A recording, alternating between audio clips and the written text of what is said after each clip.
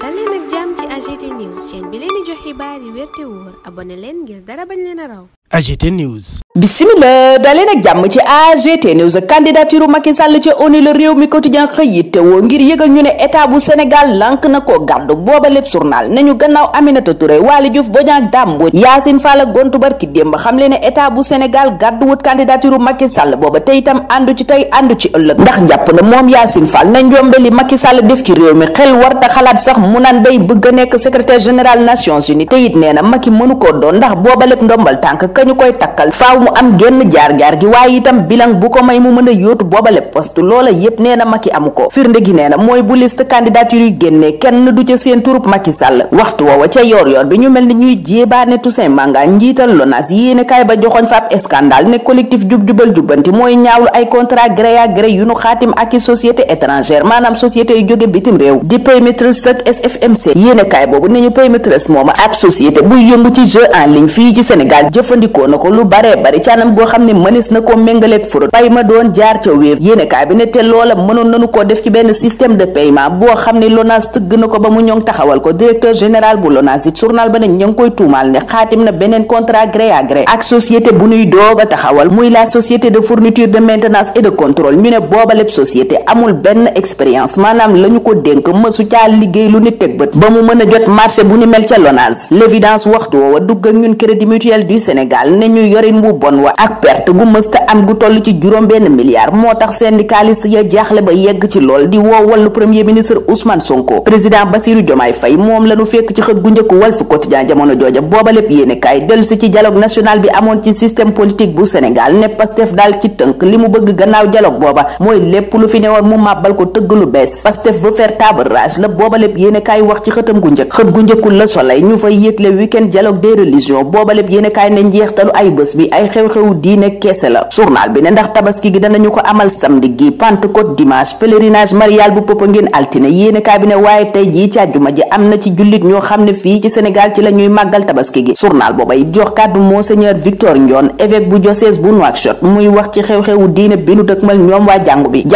jàkk ji ni ñu déggoowee ci Sénégal moom le Sud Quotidien tuddee l'exception sénégalaise dikk itam ci xew-xewu diine yi tasa ci njeextalu ay bés bi muy tabaski gi pèlerinage marial bu Popenguine googa réew mi quotidien ne ñu nga cay xaar 26 000 maanaam ñaar fukk ak juróom benni marcheur ñoo xam ne dañoo nar a doxee fa ñu ne ba yegg si Popenguine googa yéenekaay bi noppi ca loola dem ak ñun France yëgal ñu fay tentative d'enlèvement ca Paris ak Nantes maanaam fekk nit ñi ko coppet yóbbu journal bi ne ñaar fukki nit ak juróom yu nu njortu ne takk nañu ca loola teg nañu leen loxo kenn ka doomu Sénégal la ñu del siwaat ci Sénégal gi ak yor bi ñuy yëgal ne sax tabaski 2025 bi ñu ngi doon séentu ci xar lu toll ci 830 000 maanaam juróom-ñetti téeméeri junneeg fanweer waaye mujjee nañoo am 851 000 maanaam juróom-ñetti téeméeri junneeg juróom fukk ak benn yu teg tabaski googa nag Walf Quotidien ne chauffeur sa daal la leen président Bassirou Diomaye Faye wax daa mel ni noppi tax lañu ko dégg ndax yéenekaay bi ne soññee nañu leen nu ne ci paas yi waaye daal teewut chauffeur yooye yokk nañu paas gi ba mu yegg ci lool diggante Ndakaaru Kolda Walf Quotidien ne junneeg ñaar téeméer lañ ci doon fay waaye yóbbu nañu ko ba ci ñetti junni yu teg ñaar téeméer Aïda Mbodj waxtu woowa ca yor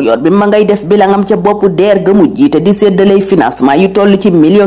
yéenekaay booba ne Aïda rëdd naw yoonam gannaaw benn at bu mu def ca boppu DER googa fësal bilan bu mucc ayib def match bu mucc ayib jël ndam li moom la Pape Thiaw bëgg diggante Sénégal ak Irlande yéenekaay bi di réew mi quotidien yeggeenu ko Walf Quotidien ne jongante booba war a dox diggante Irlande ak Sénégal jongante xaritoo la tey jii lay am bu 18h45 jotee maanaam juróom benn waxtu ci ngoon bu tegee ñeent fukki simili ak juróom journal bi ne sunu gayndey nag lañuy xaar ca ñoom mooy ñu marqué histoire Aviva Stadium def fa jaloore ju kenn dul fàtte waxtu woowa Sud Quotidien gi yeneen yéenekaay di jooy ku kenn dootul fàtte rawatina ak waa groupe Sud Communication journal bi yëgalee ñu noonu génnuk àdduna Nicolas Diop ñu gën ko xam ci DJ Nicolas mi doon animé émission matinale bi di ndekkili yéenekaay bi ne Sud Communication ñàkk na kenn ci ambassadeur am réew mi quotidien ne gannaaw Sud Communication mi ñàkk DJ Nicolas GFM di groupe Futur Média ñàkk na ku rëy ca ñoom di directeur commercial am Ibrahima Dieng ñu leen di jaal seeni mbokk di leen ñaanal njëggaluk sunu borom ñaanal leen yéen kendal ak tabaski jàmm dig daje talaata inshallah. AGT News.